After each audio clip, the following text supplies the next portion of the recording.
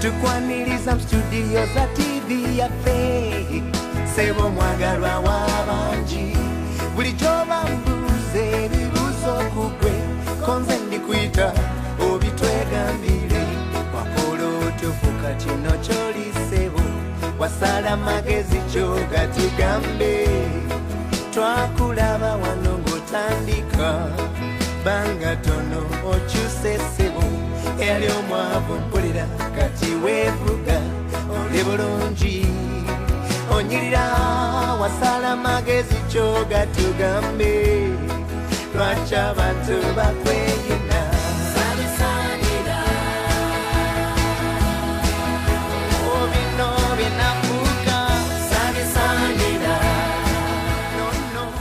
kwaniriza nnyo ku lwa Sunday luno eno Tuwaye program gyenzikiriza nti yatandika dda okukyusa Uganda. Weebala okutulaba gy'osinzira yonna abali ebweru wa Uganda abatulaba nga musinzira ku YouTube, ku Facebook ne Twitter ne ku VidTV ku smartphones zammwe n'abali mu Uganda wano abalina VidTV app eyo mwebale nnyo mwebalire ddala. Programu eno nga bwe nkugambye enzikiriza yatandika dda okukyusa abantu ab'enjawulo, ebirozo eby'enjawulo, emboozi ez'enjawulo byonna wano okutuwaye nze Frank Walisimbi nga bulijjo n'olunaku olwaleero tulina omugenyi new guest atabeerangako ku programu eno naye abamu ku mwebweru eyo abagoberera naddala ebyokuyimba mumanyi musajja muyimbi musajja aweereza Katonda okuyita mu kuyimba musajja musumba Twina Herbert waliwo olimba lwe wayimba olunsanyusa nnyo tukwaniriza mu studio za TV yaffe sebo mwagala w'abangi bulijjo bambuuza ebibuuzo sebo konze ndikuyita obitwegambire kaakati nkuyise good to see you happy to see you webala okukkiriza okujja ku program ya nsanyuse nange oweererezaawo oyimbirawwa byonna ebyo bikolera okola ebintu bingi band leader muyimbi musumba nva ku Family Life Church e Kawempe Family Life eyo gyensumba gy'osumba eri Kawempe musumbye muli baana bato kisa kya Mukama tetuli bato we twatandika twali bato ne kati tukuze nina emyaka 32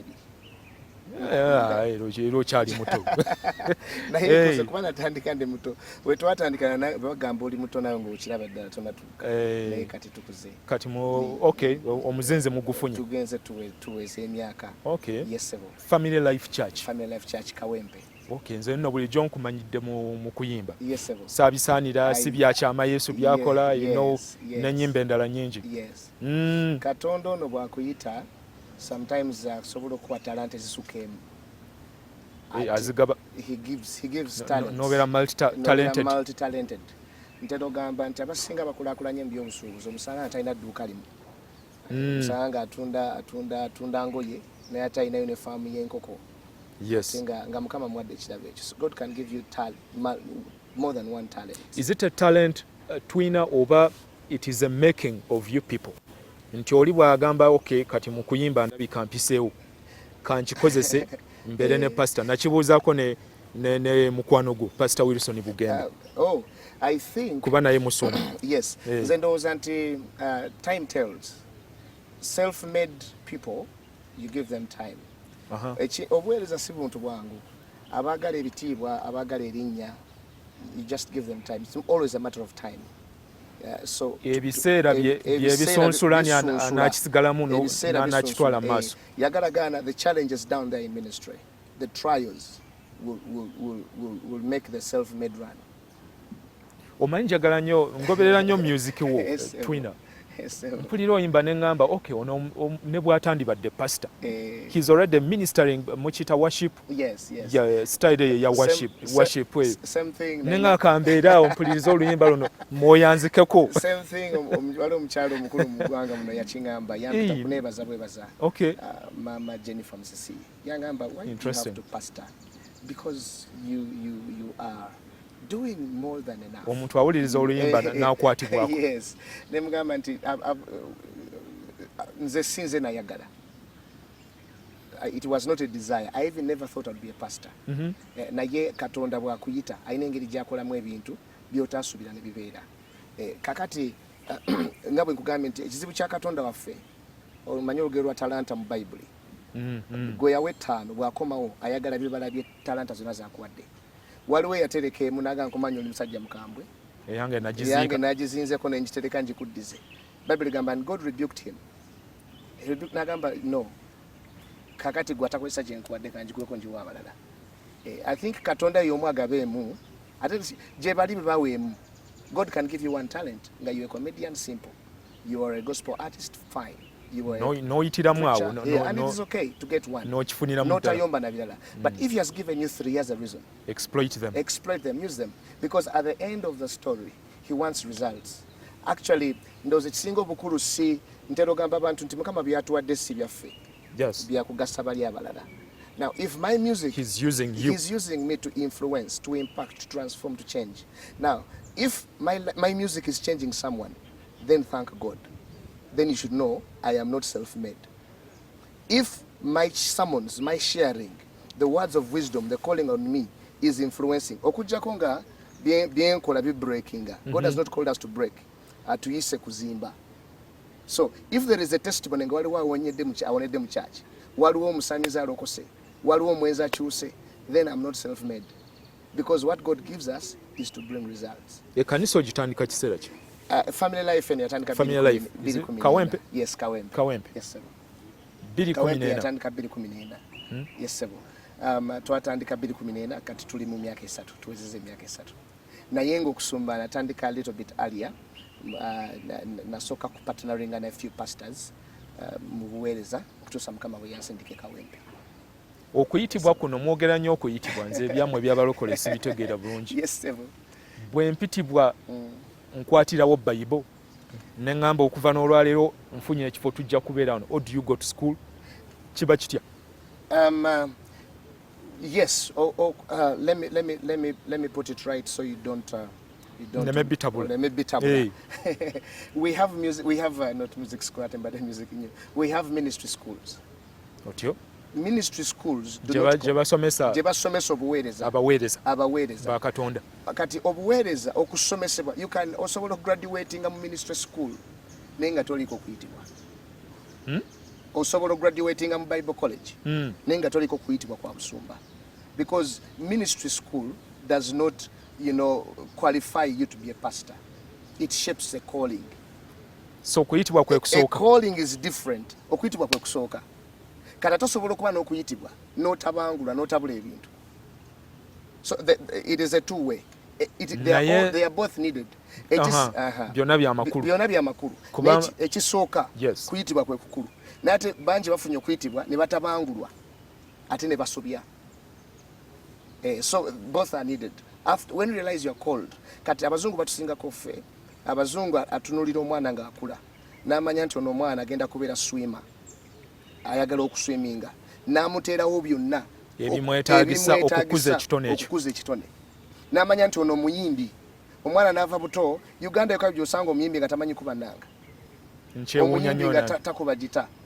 So abamu abatonotono mu masomero gye twali nga bakuyigirizaayo awo naye nti oba n'ebbula ly'emirimu nalyo lireetedde bangi okuyingira okuyimba.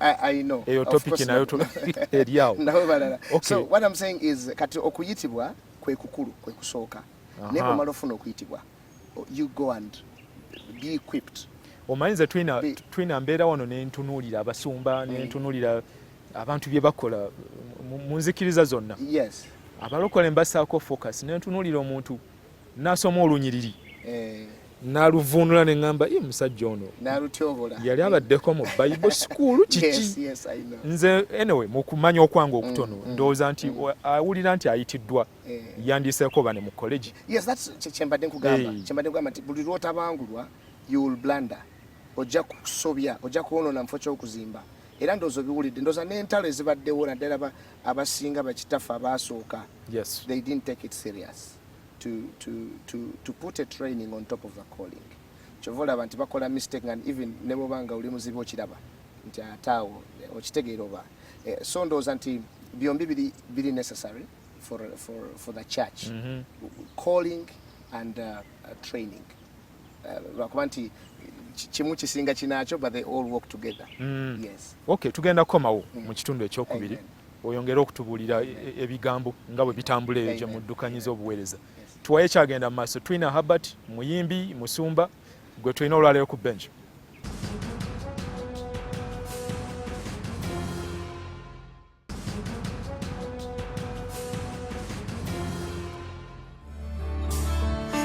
bwentuula n'endowooza ku ebyo byokoze olw'erinnya lyange bwentuula n'endowooza ku ebyo nenzijukira Dalani atajukira anyoyo atasinza nabayo zesirinza kumwerabira tatatata ennaku zange zonna dalani atajukira anyoyo atasinza zesirinza kumwerabira tatatata ennaku zange zonna.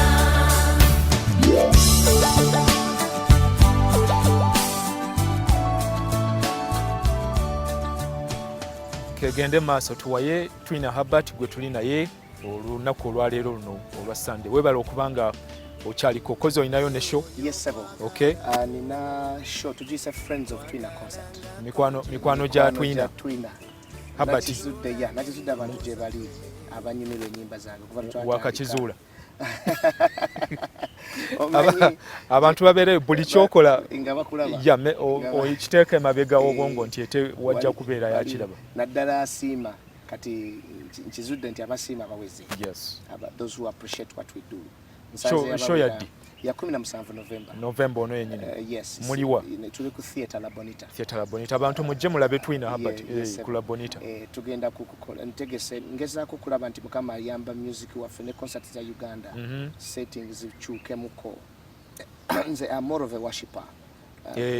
Ngezaako kulaba nti concert zivaamu nnyo stage wa drama na stuff. I'm trying to see nzikiriza kigenda kuba unique and different. Bannamwe ndowooza mubalaba awalala mu nsi abakuzizza music ono wa gospel. South Africa example nungi. Bw'olaba ba praise I don't know certain groups ennyingi. Yes. Olaba CD abayimba. Yes. Mu ggwanga eddala gye bakoze improvement I think ne Zambia nabo bagezaako lately music waabwe naye mulungi.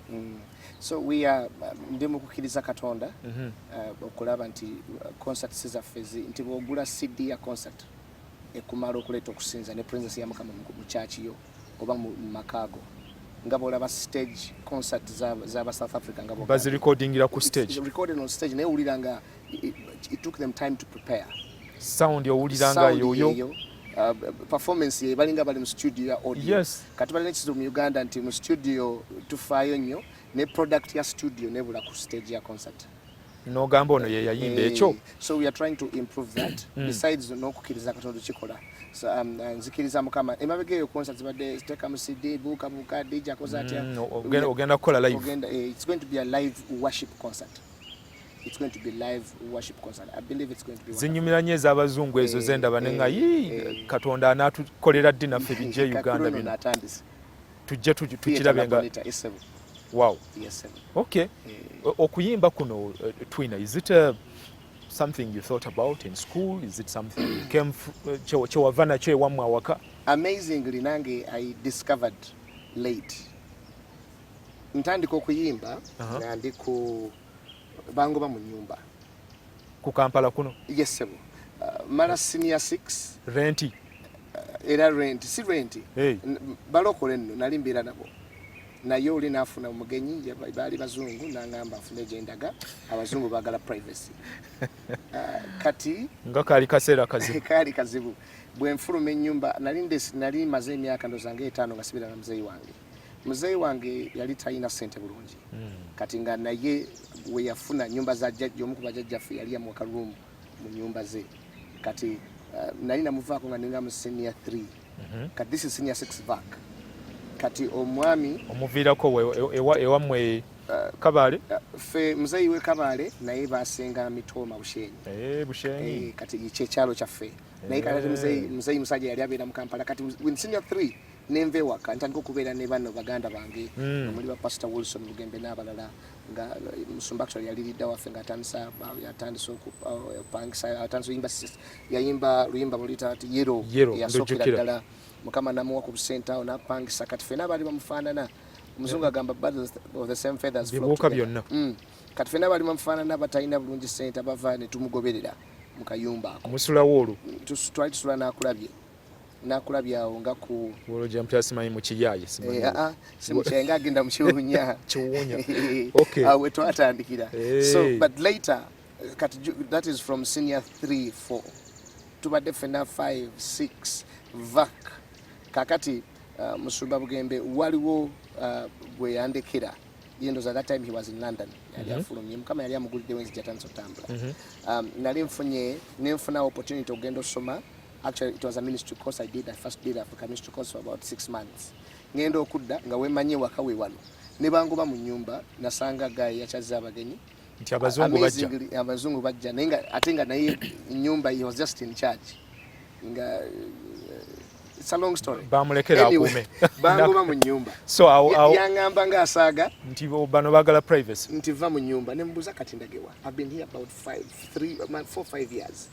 Sina de chikumi kitandika kupangisa nangamba abagenyi baffe bagala privacy eno nyajulaga nendo zasaga ngenda mu kibuga okudda olweggulo nga ebintu babisudde wabweru naagalawo nenga mulokole abisudde wabweru naagalawo imagine nga it had drizzled not rained but drizzled nga olufuyirize bulubikubye. Yeah, I was disappointed, I was heartbroken nawulira bubi because of course omuntu bwakulumya omutima nga tabadde nga mu muganda wo tekirekererawo bw'osanga nti oli musanze nanvuma tekiruma naye owuwo bwakuvuma kikuluma teyandibadde ono so I was heartbroken, I was disappointed kati nga simanyi gye ndaga nenkwata nga okawe mmanyi ekyaki twali tubeera Mengo nentambula n'omugugu gwange paka enakulaba we nalinyira taxi ezigende nansana kati mu taxi omwo mpulira oluyimba lwebayita ku mugga lwena translatinga mu luzungu it was to the river I am going.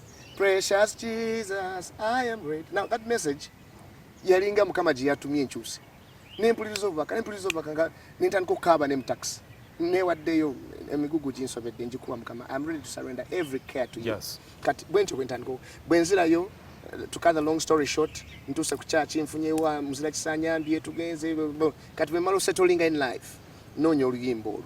Naluwuliriza nnyo nenduwuliriza ekiro nenduwuliriza emisale and my mind told me bameka batamanyi luzungu nga bayita mu mbeera nganze abaali wonyezeddwa lwa luyimba luno kuba lwanzikakkanya ne lunyiga kati bwentyo bwentandika natandika translatinga to the river mu luzungu nenditeeka mu Luganda so nenkola ku mugogo nja kugenda mukwano Yesu netegeese so it was just like an idea comes. Translate it. Many people don't know. Nga simanyi nti n'okuyimba nsobola. Nentandika, nenfuna obusente nengenda mu studio, jaina mitwalo musanvu I remember, nakisasula emyezi ng'esatu, ne lufuluma, nenfuna sponsorship, nendukola video abantu ne basiima. Bwentyo bwentandika okuyimba. Imagine. Mpola. And through that, God started giving me inspiration and then I started writing. Katonda yakuwa wotandikira naye ate yakuggulirawo ne style. Yes. Eyo kuba mu myaka gye mpuliriza gospel music. Okuva ku music w'abakadde baffe Professor Kayiwa bangi nnyo abayimbi awo wakati awo sinawulira akola style efaanana. Actually bwe nali nakafulumya ennyimba ezo nga nakatandika presenter omu ku radio yaŋŋamba ennyimba zange tebajja zikuba nga tabitegeera zibulamu ekidongo genda oteekemu zirina kutambula naye kati because I was not after anything nenkolanga mpola eyo ne mukama yajja nsitula mpola nga aluwulidde alwagala talwagaliza mulala mpola benyina abantu bebazitwala ku radio baali baziganda because oluyimba nga lulina okuba n'omuggundu abapresenta bye banoonya beetaga nga lutambula show yaffe teluzija kukola so kati ezinyimba z'okusinza nga tezikola nnyo ku radio naye olwaleero kyewunyisa nti they accepted ate zigenda buziba abantu ne bazisiima tukkiriza nti nejje bujja zigenda kwongera okutambula. Yes, sir. So otandikidde awo kukola oluyimba nzijukira awo mukoze eki si byakyama bwe navaawo nenkola si byakyama Yesu byakola nalwagala nnyo si byakyama mukama nanyamba message ndoza yali touching nsanze n'abantu era kyabasanga ng'ali bulungi ali blessed nagamba nti oluyimba lwo nali mwavu nene nduulya ebigambo byo ne binzizaamu amaanyi nenzikiriza nti luliba lumu olwaliro mukama akikoze. I've met many and many have blessed me after. This is my love offering. Your song blessed me. So ntukola sibyakyama ate sibyakyama nandeta kusabisanira nali mu studio mu ku TV mu Gwanga oli nambuuza nti wakayimba ennyimba meka ne mugamba this is my first album kubanga olwokuba nti twali baavu nali mwavu nga okuyimba oluyimba olwokubiri kintwalira emyezi nga 6 so album okugwayo kyatwala emyaka nga 2-3 okuŋŋaanya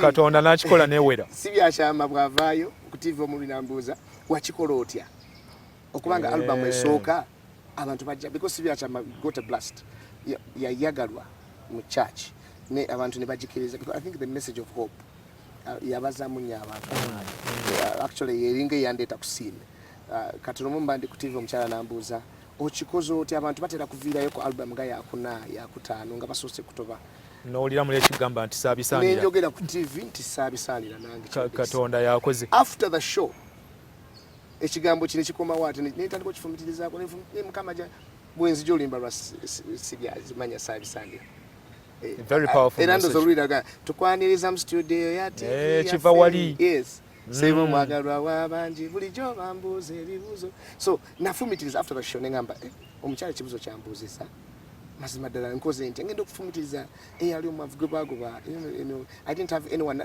natolako ka CD nzijukira nayinva namulago kukuula linnyo nga netama likyazimbye oluganda mulokolakola ku radio nakanziriza nangamba ono tumukuba yangamba ebintu bibiri first genda oyimbe nga ggwe munali siyimba nganze alowooza kiri wa kikopye bukopi tutula eddoboozi ogezaako kopa bugembe naga dayo yimbe nga ggwe ekyokulala musical muteekemu ekintu ekigunda tebabuziza bantu abo nabo bapresenta ba radio nengamba kale kambiveeko nkole gwange I was not looking after anything I was just trying to bless the Lord with what he had given me mukama jansi jempola so nabitunuulira gyenzije n'entalo abantu bangi balwana abantu bafuba bakola byonna ogira ne mukama nze nanyamba buyambi nga sifubye olw'ekisa kye n'okumuweereza. Tell me a story behind oluyimba lwe wakola ne Bugembe n'omukyalo oyo mulala I forget her name. That is a Syria Chama one. Kyogamba luli balu but that song abantu Pastor Wilson teyali not even in the writing of the song, not even in the audio. He just featured in the video. Teyali mu audio. Nainga nakola ne Justin oyimba Justin Nabosa olwo nalukola naye actually oluyimba olwo nali Masulita sekunyumiza bwe bangoba mu nyumba wali nakulabye ntuuka ku church nsanga oluganda nga badagenda mu njiri Masulita nambuuzo nomperekera I had spent like a younger simulaba nali ngeze kusoma ngenda okudda nga twali tubulira enjiri fenna musomero nangamba nompereka tuna crusade Masulita of course sina wakusula noga tugende tugenda je malira tugenda okumaliza namala Masulita emyaka 4 what namala emyaka 4 twagenda 26 na 2011 yagenda crusade Kampala sina crusade turning out into a church nembero muwerezaawo nga Kampala sirina sobola kunsuza ne katono mumbandi Masulita nintandika okujjukira betwakola nabo bebangobye bemanyi benyini nabalaba nga tuli mu ssomero nga bona we are all empty handed, we are all nothing bafuse ekintu kati as a human nemfuna okwemulugunya mutima nga ne Katonda yandiba it can't be omuntu gwenkuze naye yakola kino ali so blessed. He has international connections, and now because of these new people in our lives, they are willing to chase us. Ndozolaba n'oluyimba lutandika ng'olwemulugunya nasuze enjala kera ku macha nasuze enjala wange twabanga tutandika banga tono balibo wakoledde. Then in that midst of grief and and grumbling, mukama nampa ekigambo nangamba nti no, it is a matter of time. God will always bless his children. He is faithful. Twasokedde wali nti ebiseera bisunsula. Yes, it is a matter of time. Mu kiseera ekituufu I will bless you. I will bless you. So nange nendoleeta to encourage those people who think your misfortune, oli mu position nga tolina mukisa gwe gumu. Actually fenna tulina omukisa gwenkana okubeera obulungi. Naye singa twesiga Katonda ate ntumu omukisa okukola mu kiseera kye. As long as you have faith, trust in God. Njagala nnyo Proverbs 3. Trust in the Lord with all your heart. Engero 3. Trust in the Lord with all your heart. Lean not onto your understanding. In all your ways acknowledge him, and he shall guide your path. Katika storm wesiga completely. No mukiriza. No tabana mululu. No tambulira makubo. No tambula makubo ge. No tabana liso. Olumu tuba mukubo lya Katonda ne liso litunulira lya akuleka. Oli asose. Tuyayana nnyo. No yayana. Chokola n'enguzi nnyingi mu Uganda. Because you're not patient. Togumikiriza. Olinga agamba nti togenda bifuna. Olianga agenda ofencha nga tovuze. olanga agenda okufencha nga tonazimba, but as long as you're in the Lord, be sure he will bless you. Katuje Twina Yes, sir. mu kitundu ekyokusatu Yes, Tuwaye kyagenda amaaso tukomawo.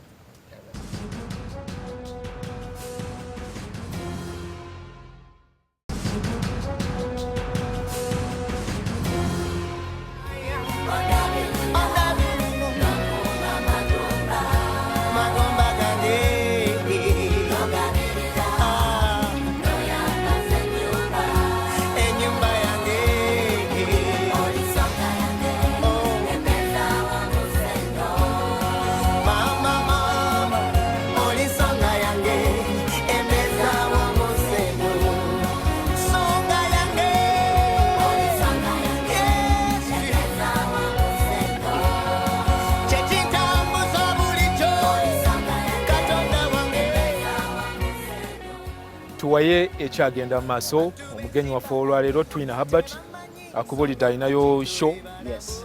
Ebeera kati baba bagiyita worship concert kiba kyekyo. Tugise Friends of Twina concert. Friends of Twina. Friends of Twina. Ennaku ezo twabanga tukola concert bakubuuza luyimba ki. Okola ya luyimba ki. Abantu balinda obanga balinda luyimba kye bayita launch. Bayita launch ya. Olaunchinga ebyabadde ku radio. Ya luyimba ki.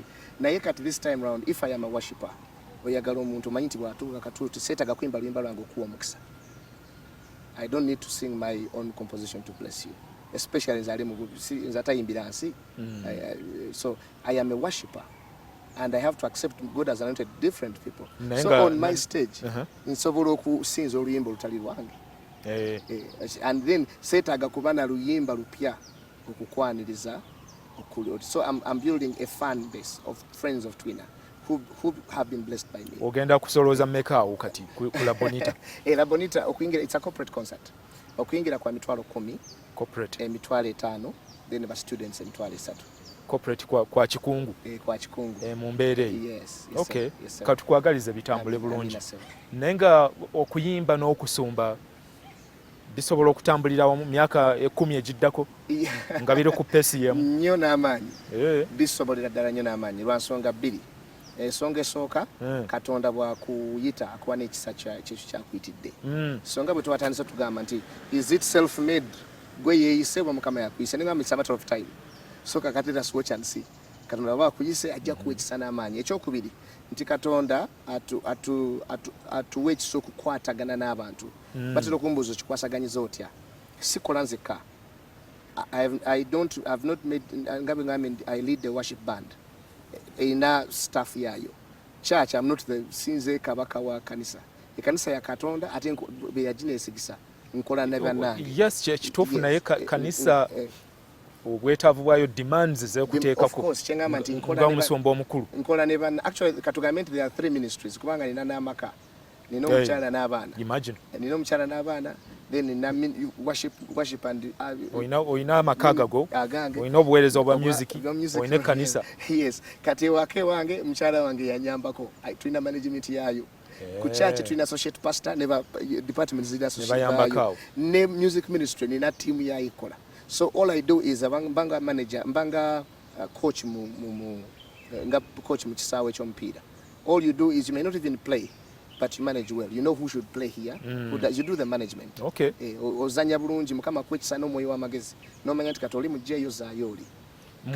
Abali mu buweereza buno, mumuyita obuweereza obw'okusumba, pastoring. Mulowooza muyinza kukyusa mutya kanisa enzikiriza y'obulokole mu Uganda? Kubanga tumanyi abasumba abakulu bakoze ekyabwe. Batandise okutuuka mu Kawungeezi. Kati waliwo mu abasituse. Yes, sir. Number 1. Wetwogera kati ebizibu ebiri mu kanisa. Yes, sir. Ez'abalokole. Yes, sir. Amawulire bw'oba ogagoberera olaba ebigenda maaso owulira kino kiri ABCD and that kind of thing. Yes, sir. Ekisooka number 1 is Bible egamba nti ababiri banatambula batya nga tebakkaanya. Agreement calls for unity and working together. Nze ndowooza nti ekisooka tulina okukimanya nti omulabe yali against abasumba. Bible egamba nti Sitaani n'agamba tukube abasumba endiga zisaasaane.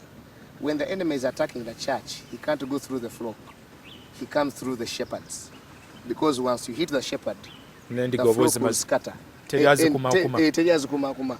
So kakati one of the ekisooka ekigenda okuteesa ekkanisa yaffe y'enkya is of creating that harmony and unity mu basumba. Kibanja kwebaza musumba wange Pastor Wilson Bugembe. Twina kye tuyita Young Pastors Fellowship. We meet every once in a year, but like last year, this year, last month, tugezaako okussa ekimu okwekwata okwekunganya ng'abasumba abato, then n'okutunuulira ensobi z'abakitaffe tuleme kuziddamu, amaanyi g'abakitaffe nago tugasseeko amaanyi. So we are trying to see how we can work together in tomorrow's church ereme kufa. I think that would work better. And accountability is very, very important.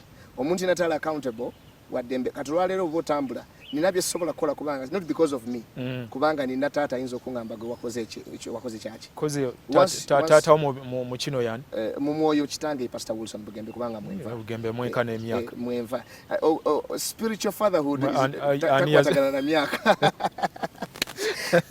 spiritual fatherhood takwatagana bayino zanti pastor wo musumba mukulu nnyo musajja mukulu Bugembe tejirina kuba myaka yakusooka okulokoka yes ye yasooka okulokola right newankubadde yetolokose ebbanga ddene but he has mukama yamuwa ekisa kati ngambe nti mu bikola by'abatume Acts of the Apostles Saulo asinkana mukama ng'agenda kutta bantu kutta abalokole awo wamusinkanira n'amuziba amaaso. You know that story. Immediately that time Katonda ayogera n'omusajja we bamita Anania nti wali wajja gwe nkusindikira eyo. Anania n'agamba oyo mutemu talokukangako namugamba oyo tomumanyi wange mututumye okulokokala bangi. So God does not need a era otwogere ebbaluwa ezisinga obungi mu Bible. Paulo yaziwandiika yali Saulo, but his commissioning was abrupt as soon as he was delivered and set free.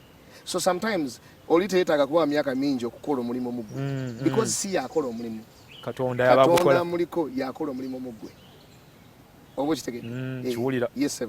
So he is my spiritual father despite the age bracket and difference. Okay. Yes sir. Yazza kulungamya tulina ensobi y'abantu ennaku zino nterugamba so tunalabanga nti oba Twina yakoze kino oba kino nga tuga Bugembo yava wa Bugembo. Yes, tulina ekizibu abaana abazze bakula mu ministry tugezaako bayigiriza sometimes but interchanging nga interswitch bw'alaba nti pastor oli akuze naga kuva n'olwaliro egwe taata mu mwoyo agenda okulaba ennaku zino kitabirawa Miracle Center nze pastor wange Pastor Kayanja, but sometimes oyo akyusiza obulamu bwo. You are accountable to someone. My pastor has time for me. He has time to speak to me, to rebuke me. When things go wrong, he has that authority to speak in my life, to rebuke me, to counsel me. Ogambye nti muina entabire yammwe nga bapastor. Yes sir. Abasituse. Yes sir. Oba bachali. It's not a fraternity. Entabire sinchita ndi mukigo. Entabiro mwe sinkaniramu ne mwegeyamu about ABCD. Tujite fellowship. Fellowship. Yes. Okay. Yes. Fellowship mu Luganda nkyakinoonya bwe ndikifuna ndikyogera naye nga olowooza kyo okubanga ekkanisa zonna zirina entabiro emu central system. Okay. Government nti ekkanisa neweeba eri born again katuna oba eregwa eri ku border tugenda wali ku office bweti oyo pastor bamukoleko. Yes. Tulina mu Luzungu tugita fraternity recognized by government.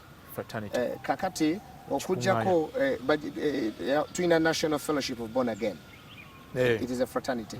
Olwaleero Bishop Rene yagikulira ali accountable of all national born again fellowships eziri mu ggwanga.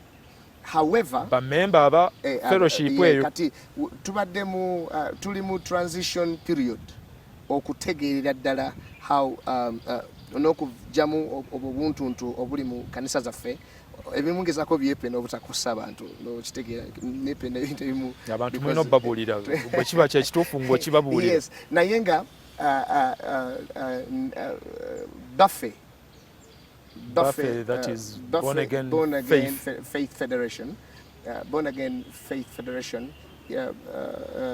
Dr. Serwada, presiding apostle. Yes, Dr. Serwada. Obujulizi obuliwo buli nti it was legally registered as a faith. kyobadde onoonya as a faith. as a faith in the country. Nga bw'ogamba nti eddiini edda bwe twagambanga nti okuregistaringa nti abalokole nabo nzikiriza. bwe twabanga tujjuza ng'osoma oli wa faith ki born again yabangawo. It was not a faith. Either Catholic, Anglican, Muslim, Seventh Day n'ebirala bwe bityo. Kakati naye still though it has ekyali mu transition mukyalimuko obubuuza butono n'amaanyi butono, but it's still under the transition of being clear to the churches of Uganda and see how it will work. Though wabaddewo fraternity emu recognized badde uniting amakanisa gonna eya National Fellowship of Born Again. Buli kanisa member. Anche badde ngamba nti because of those two wabula kyontaddemu kinene se kinene oli pastor enkyojja kuba olina okubibulira abantu wali conflict. You know, buli pastor gwenkyaziza wano, I ask them that question. Yes.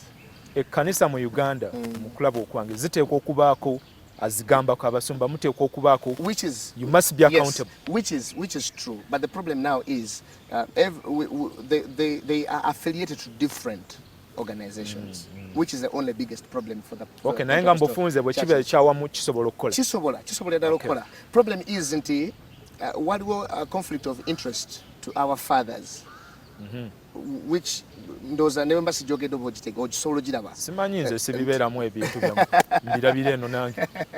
So we our only challenge is we don't have one body. We have about 3 recognized bodies and one is affiliated to someone. So oli challenge eriwo nti ono asobola okuva mu National Fellowship n'addamu buffet. Naye wherever they are accountable. Okay. So bw'obanga oli mu National Fellowship ya National Fellowship organization is egenda ku ground they oversee everything and they have it's a full body. They have a disciplinary committee, they have all that makes up the kubanga ekibuuzisa ekyo ekikimbuuzisa n'abantu abalala waliwo obwetaavu okukuuma abakkiriza abagoberezi kubanga abantu bagenda eyo obiwulira nti musinziza ogundi bakola bwe bati ne bwe bati n'ogamba naye ekyo mu Bible wadde sigimanyi nnyo naye nga sirina wenkijjukira ebintuntu bwe bityo. Challenge endala eriwo oli nti we most of olwokuba nti ngambe tubadde mu transition, we have to accept nti Pentecostals these years babadde mu kunywera mu ggwanga.